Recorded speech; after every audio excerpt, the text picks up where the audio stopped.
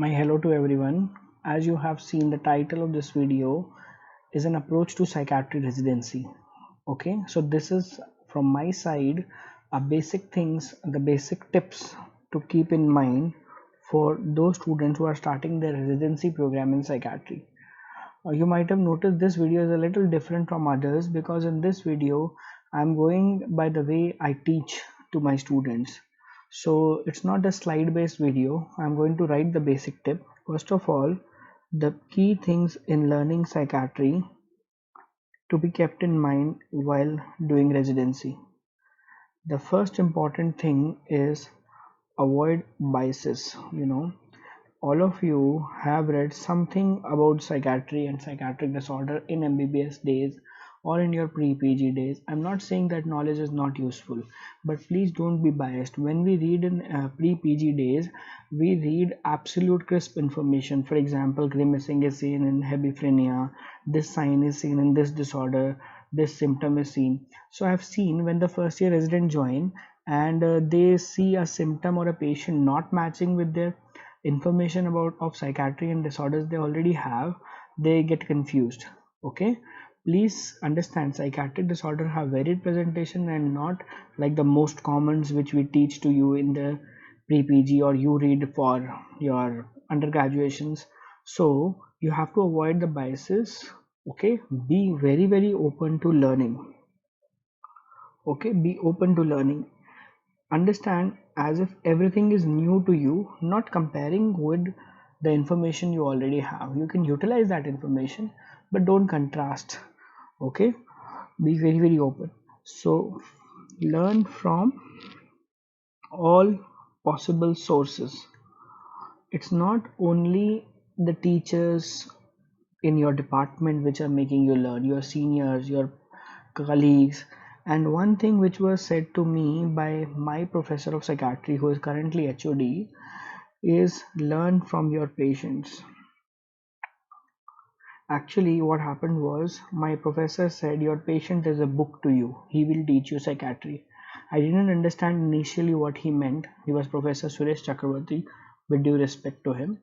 He said, your patient will teach you psychiatry. Because when I first saw a mania patient, in my residency, before that I had read about mania, not seen a patient of mania.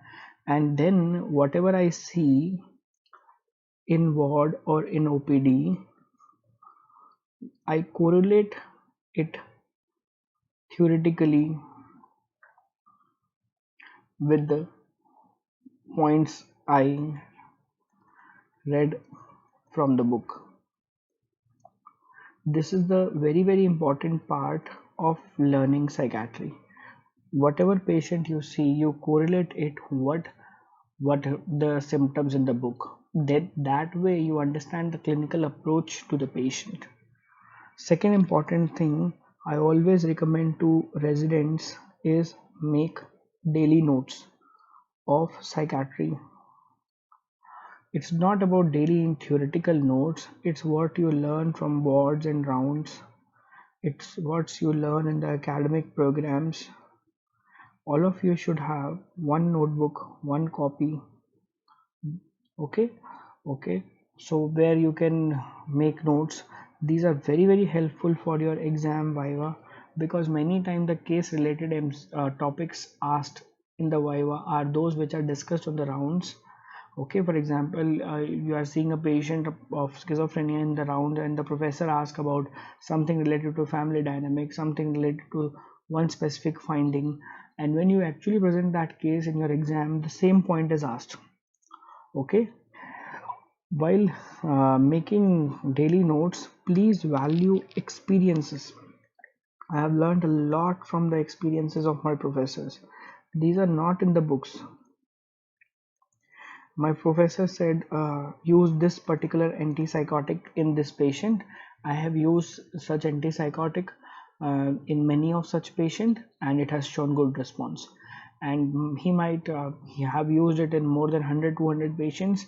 Okay, it's not a study but it's his experience, but he told me to use that, so I used that and it showed response, and that ingrained in my mind.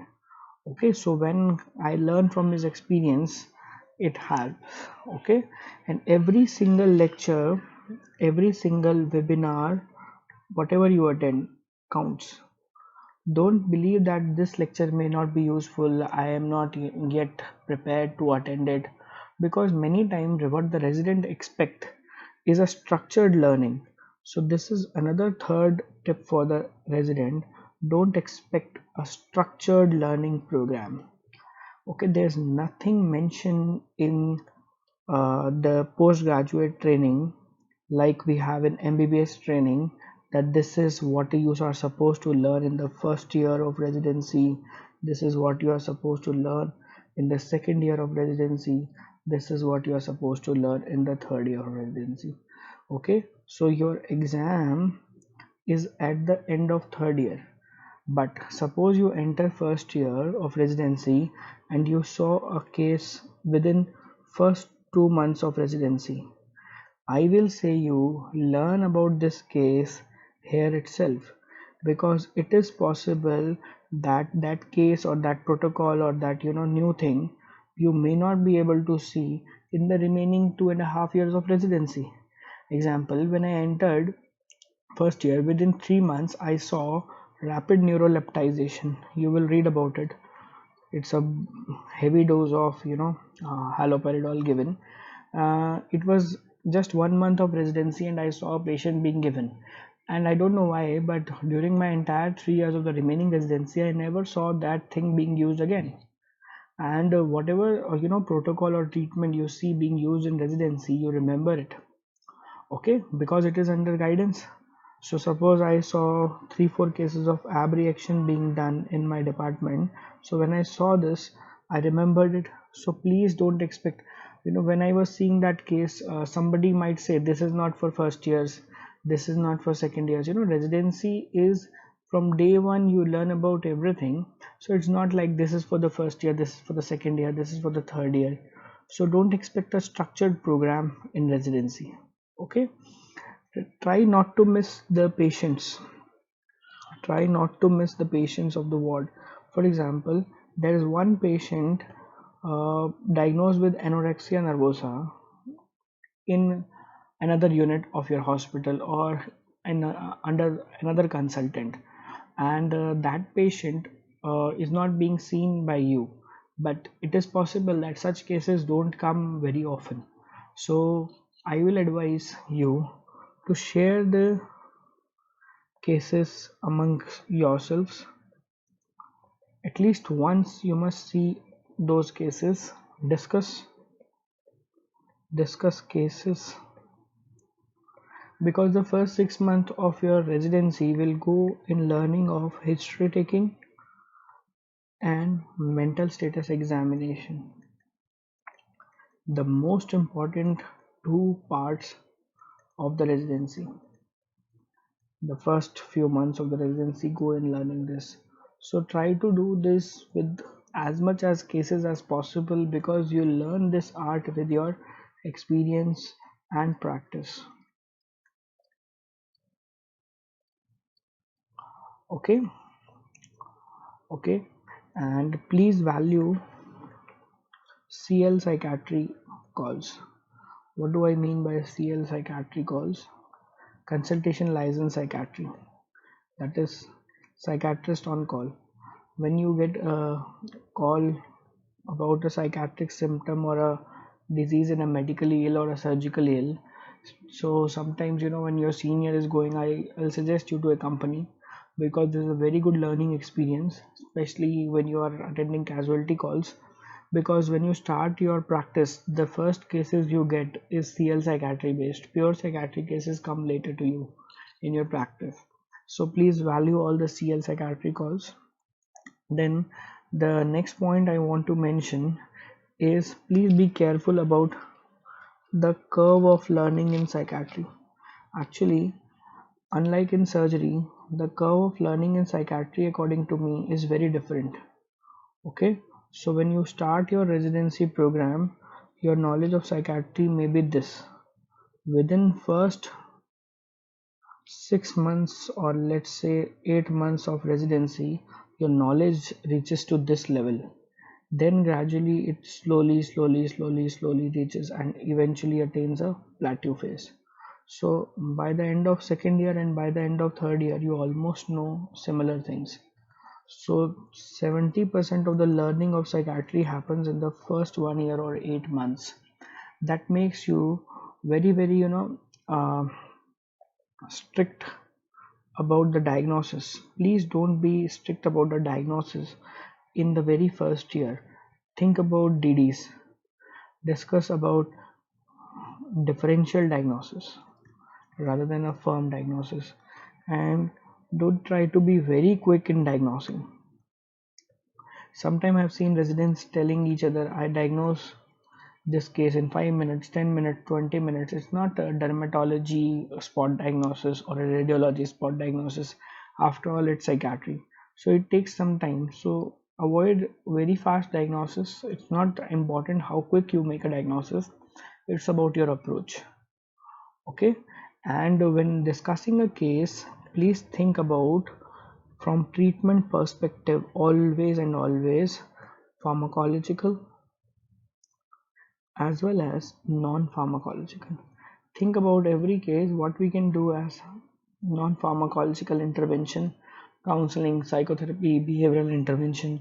If you start thinking it about every case from the beginning itself, you will develop an approach about the non-pharmacological. Finally, about the books, I mentioned earlier that history and MSc are the most important things. So the first thing you have to read is phenomenology, that is symptoms. According to me and according to most of my seniors and professors, it is best given in Fish, Psychopathology, and Sims. Everybody will be telling you about these books. This is the first priority to start with. But my advice here is please read at least one textbook cover to cover. It is not possible to cover this textbook in the first year of residency, but at least you can start.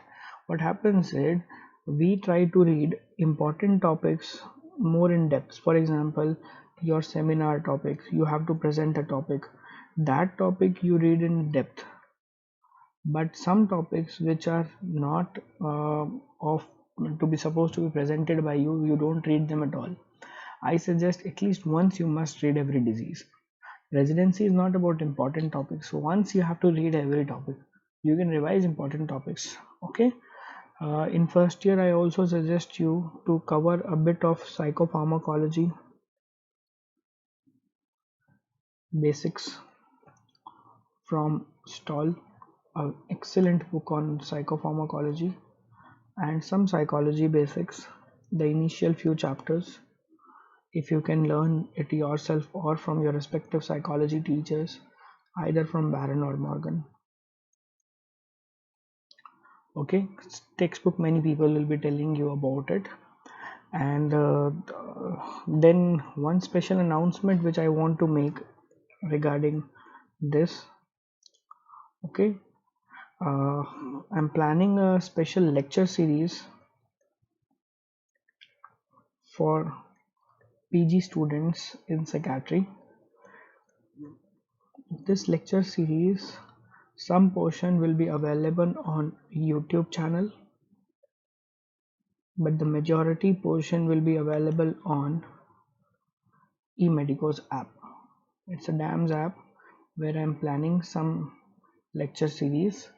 This lecture series will include for theory exam of MD, for clinical learning, and of course for the practical exam.